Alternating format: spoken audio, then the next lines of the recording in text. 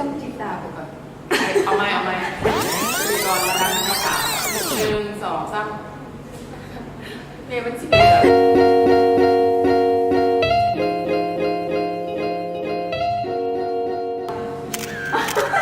เปิดเรียนกัน อันนี้เป็นทานแจกความสดใสเนาะแต่ว่าหลายคนชิงงมาอันนี้เป็นไผ่เพราะว่าเป็นหน้าอยู่แบบคือรายการนี่อย่างว่าคือรายการแบบสอบสวนตัวอย่างนะเราแบบว่าจะนี่เป็นวิกชิ่งผู้ที่เป็นวิกชิ่งเราก็เลยว่าต้องปิดไว้เพื่อไม่ให้เราเสียหายแต่แท้โบแมนเนาะอันนี้มันใส่ยูมีอันนี้นะกะN95หัวถ้ากลับมาหอดเวียงจันทร์เนาะแบบคนหลายแห่งก็เลยอยากให้เนาะแบบซื้อมาใส่ N95มันสำคัญเท่าไหร่ไหมเป็นอย่างต้องใส่แล้วคนอื่นก็จะคือเอามาคุณซื้อแบบบ้านเหมือนเราทางแบบขี้ไงธรรมดาแบบใส่เป็นอย่างนะเป็นอย่างต้องใส่แม่เพราะว่าฝุ่นนี่มันต่างมันเป็นฝุ่น PM2.5 ขนาดน้อยให้เราต้องใส่หน้ากากแบบนี้เนาะมันจะกั้นได้เพราะมันหน้ากากธรรมดามีความพูดตั้งแต่เริ่มต้นเนาะก็คือเมื่อนี้เนาะน้องเมย์เพิ่งเข้ามาที่จริงเพิ่นเบ้ากันแล้วว่าหาคนมาเลี้ยงจันแปลว่าโบเป็นคนเลี้ยงจันแต่ว่าความสำเนียงก็คือสิ่งนี้เนาะเมย์นี่แมนมาจะใส่มาจากสวรรค์เขตเย้โอ้แบบแขกรับเชิญเขามี2 คนมันมาแต่ใต้ถือว่าแบบให้ไปมากแห้งแข่งในหนาวมาบอกภาษากูให้เมย์แนะนำตัวอย่างเป็นทางการเลยว่าเมย์เป็นไผ่มาแต่ใสเนาะแบบให้กับเจ้าเรียนมูเลยที่อย่างที่ขึ้นมาอยากให้กับเจ้ามูเอาเลยโสดเดิมโมเมนต์เอาไปเราโสดเกินไปว่าขายตรงไปนะสบายดีสื่อเมย์เนาะที่สมานชันก็เสิร์ฟกับมาจากสวรรค์เขตเนาะปัจจุบันนี้เป็น founder ของกลุ่มพลังใจอาสาสมัครหรือ Power of Volunteers อยู่สวรรค์เขตรายการสิ่งหนึ่งที่อยากให้พูดว่าก็คือเป็นคนที่มักความแตกต่างเวลามีคนจะมักถามนะว่าเห็นอะไรใครตื่นจะได้ก็เลยตอบไปว่ายังว่าคำนี้สิ่งหนึ่งคือฝ่ายคือไผ่จะก็เลยจืดข่อยแบบไม่ได้เป็นอย่างสิ่งนั้นเป็นอย่างก็คือว่าคือมือนี้เอ้ยค่ะว่าเท่จังไหนจึงจืดเมย์คิดว่าสิบอกเอ้ยจังไหน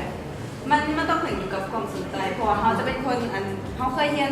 จิตวิทยามาอย่างนั้นเขาเอากันไปแล้วเขาเด็กคลิกกับความคิดที่เขาสนใจนะเราจะแม่เขาจะจับจุดนั้นมาแหละจะแบบเบ้าเรื่องนั้นแล้วอีกฝ่ายจะประทับใจสรุปคืออีกอย่างนึงที่เมย์อยากบอกว่าคือว่าถ้าอย่างพวกเราแตกต่างกันก็มา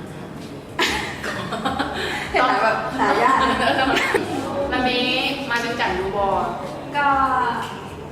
บดูเลยต้องมีโปรเจกต์มีโครงการและเชิญนี่มาที่อย่างต้องบอกไปคือว่ามันเป็นถือว่ามันเป็นข่าวดีเนาะคือว่าเขาก็อยากเซเลบรตด้วยกันเย้เสียงเก็บมาเยอะมีเสียงอยู่ถูกเลยเกินไปเลยก็ยอมคือเชิญนี่แม่มาพอได้ชื่อไวซิลี่เนาะโดยจะไปเย้ everything nice เย้คือจะไปอเมริกาเนาะชื่อไวซิลี่นี่ไปหัวข้อที่หมักสุดๆเลยคือหัวข้อ civic engagement เพราะว่าเป็นคนที่แบบหมักเรื่องส่วนสังคมเป็นนักอยู่สายนี้อยู่แล้วแล้วก็ไปสมัครตรงนี้เนาะรู้พอดีเลยตื่นเต้นมาถามว่ามีกลับมาแล้วมีจะเอากลับมาคล้ายๆกับว่าเขาสิมาเห็นการเปลี่ยนแปลงอีกอย่างสำหรับตัวเราเองพิเศษแล้วก็นอกจากนั้นก็แม่คอมมูนิตี้ของเราว่ามันจะมีอย่างที่ว่าดีขึ้นเนาะนี่ก็ถาเบิ้งก็คือว่าขอแสดงความยินดีนำแสดงความยินดีภาษาอังกฤษเป็นอย่างแม่ congratulations เป็นอย่างเขาจริงๆแล้วเมย์เพราะว่าเมย์นี่เนาะนอกจากว่าเป็นเฮดเดียเสื้อสังคมเพิ่นกันยังเป็นอาจารย์สอนภาษาอังกฤษใช่ป่ะมุ่งกันในน้ำมาแล้วเอฟเฟกต์มาแล้วเพจก็คือมุ่งกันในน้ำอย่างป้าเมย์มันแบบป้าเมย์เนาะมันจะต้องไปเบิ่งมาเป็นอย่างคือแบบป้าเมย์เพจเราเพจมันอย่างเพจขึ้นมาเปิดสื่อมาเลยอันกิน1 นาทีกับป้าเมย์เด้อเนาะแล้วเรื่องภาษาอังกฤษมันมาเริ่มมาจากไหนก็หมายคือว่าแบบเป็นอย่างคืออยากสอนจากความหมายอะไรกว่าเพราะว่าอะไรคนเราแบบความหมักนะค่ะสมมติเขาเห็นอย่างลงไปนะแล้วเขาก็หักคนมันจะเวลาในอย่างสารมันก็ยังแพ้ไปเนาะอันนี้ก็คือหมักคือหักก็เลยคิดว่าอยากเอามาแชร์หลายกว่าก็เลยคล้ายๆแบบเป็นติวเตอร์เนาะมาสอนคนแล้วก็คิดว่าภาษาอังกฤษมันสำคัญและอย่างที่ตัวเองพัฒนาได้มาถึงจุดนี้ระดับภาษาอังกฤษโซ่คือเวลาไปหันมาหนิโนไปต่างประเทศก็ต้องใช้ภาษาอังกฤษก็เลยคิดว่าโอเคมันดีสำหรับเราแล้วเขาจะเห็นอะไรให้คนอื่นทำสิ่งนี้แบบอะไรถ้าว่าเขาไปทำสิ่งที่ดีแล้วเราคือแบบคนแม่เพราะว่ามีรุ่นน้องหลายๆคนอยู่สมาชิก ตอันนี้ก็อาจจะเป็นยูทูบเลยก็เลยคิดมาว่าจะสอนจังไดถามว่าโมเมนต์สอนแต่เรื่องของเพลงนะจะสอนจังไดอันเขาจะเข้าใจก็เลยสั่งคลิปมาคืออันที่1 นาทีกับประมาณเนาะ ก็แปลว่ามีแต่1 นาที แต่มันอยู่กับเกินของแถมมา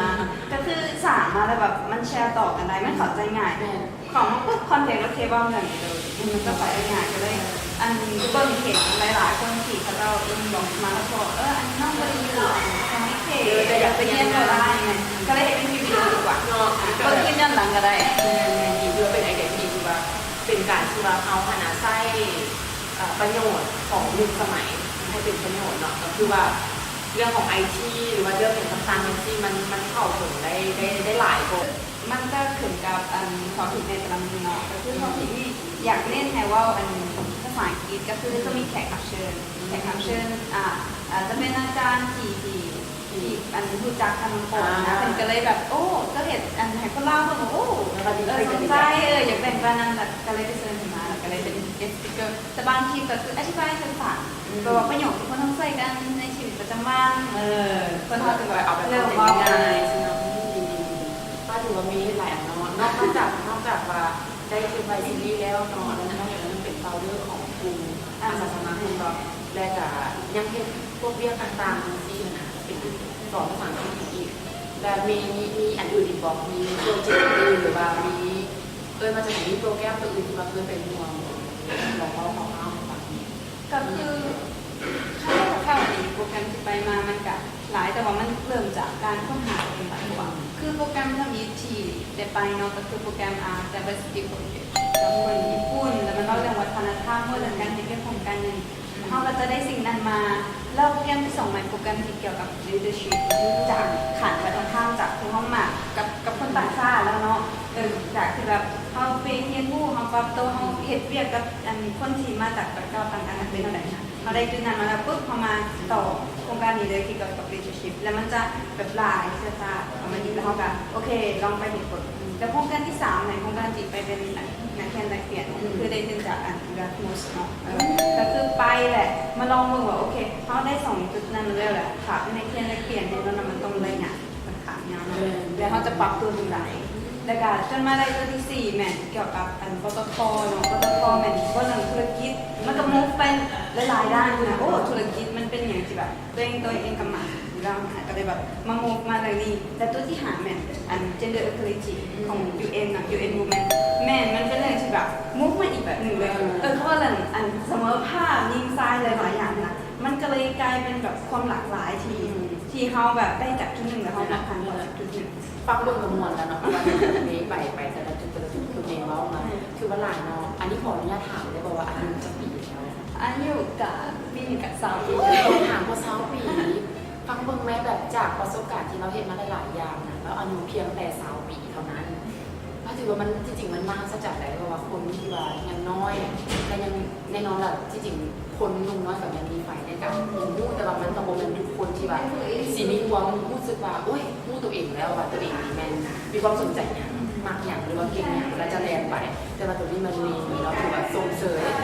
แล้วค่ะกว่าจะมาห้องนี้บริได้เป็นงานคือว่างานแล้วมีบอที่ว่าแบบว่ามีเวลาที่มีความท้อหรือว่าตักเพื่อแน่นอนอยู่แล้วเวลาสมมติเขาไปสมัครทุนเขาไปสมัคร10 เทื่อนี้เขาอาจจะไม่ได้เป็น10 เทื่อยกตัวอย่างประมาณนี้มันเคยมีเหตุการณ์บอแล้วกับมีหักมีจังไดแน่นอนเลยแบบชีวิตและก็ธรรมชาติของมนุษย์มันต้องมีแบบความเสียใจธรรมดามีแต่ตอนนั้นค่ะสมัครขึ้นเคยคือการสมัครขึ้นที่จะไป US ใกล้ๆนี่เนาะก็คือที่ว่าจังได๋บ่ได้สมัครเทื่อเดียวเลยได้ต้องกำลังสิไปคือแบบสมัครหลายครั้งที่3แล้ว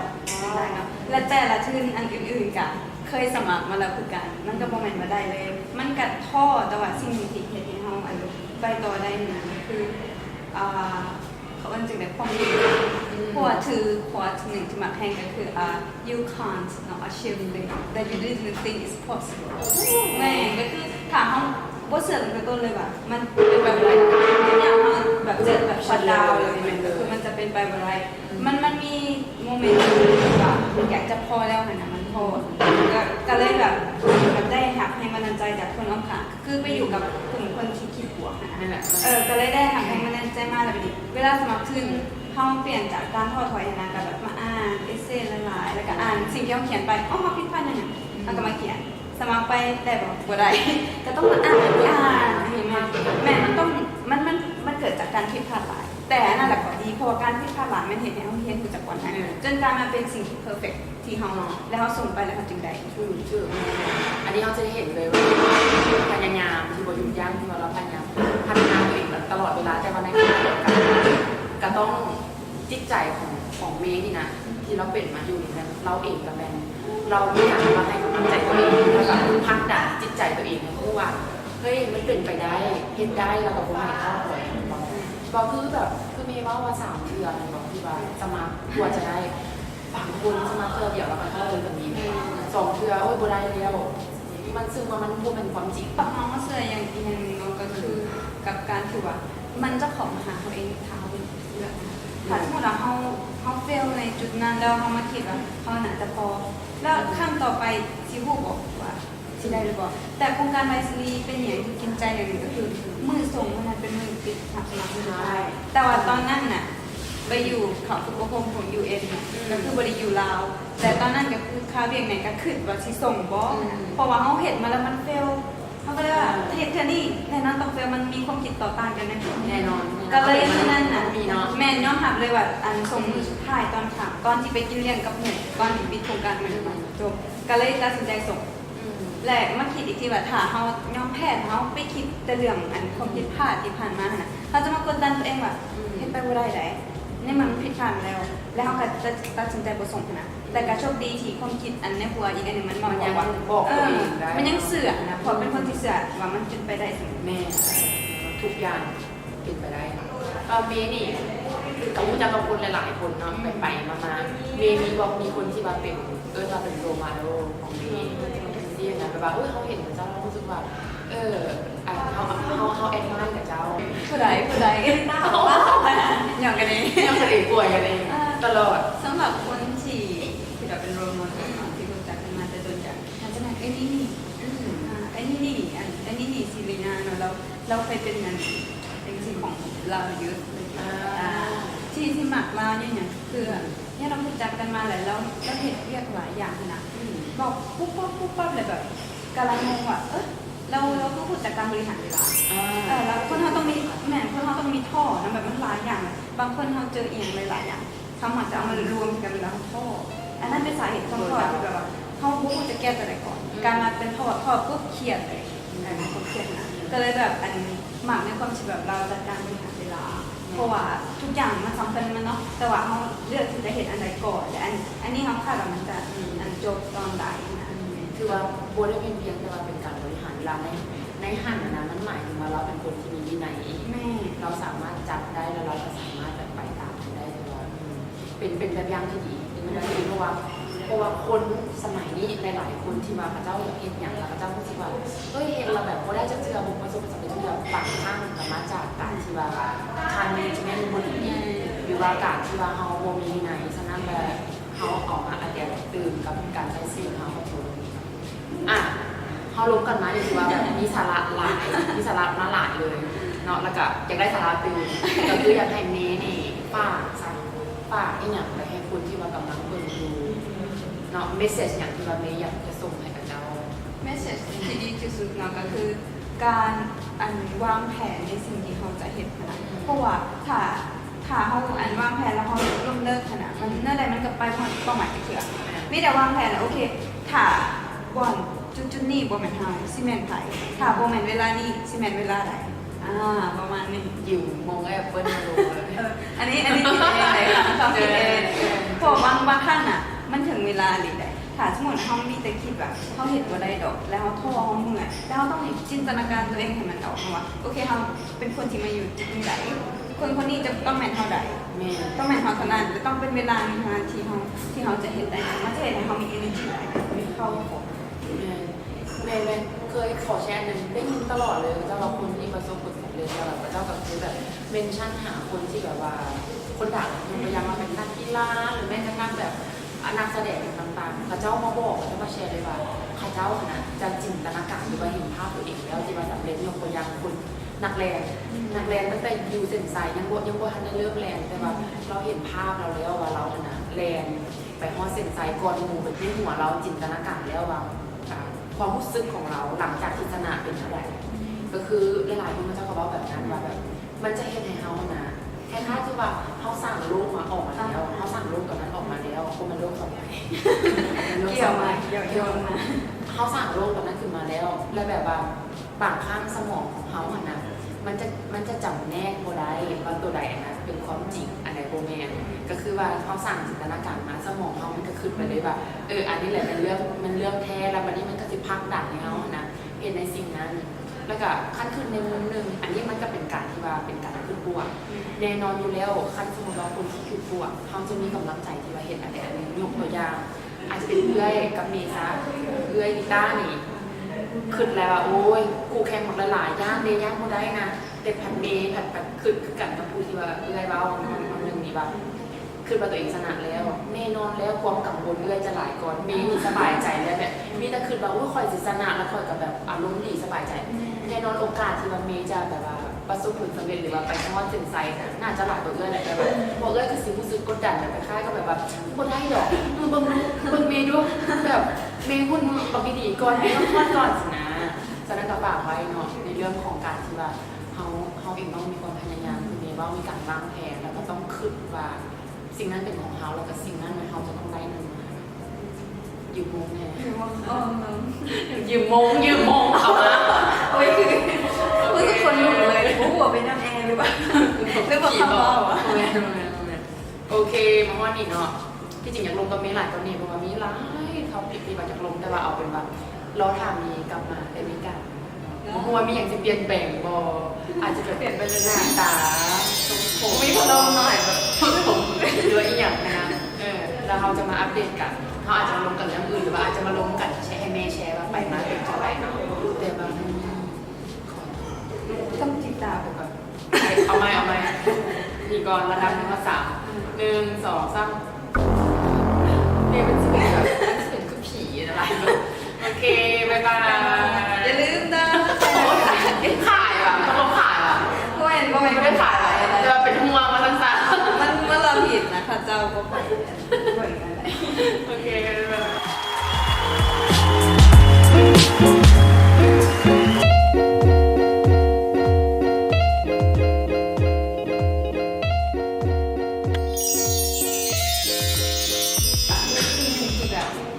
เห็นปุ๊บเลยกำลังใจมาเลยด้วยที่เขาไม่ได้ว่าก็คือครอบครัวเป็นเรื่องที่ appreciate เพราะว่าเป็นคนที่แบบ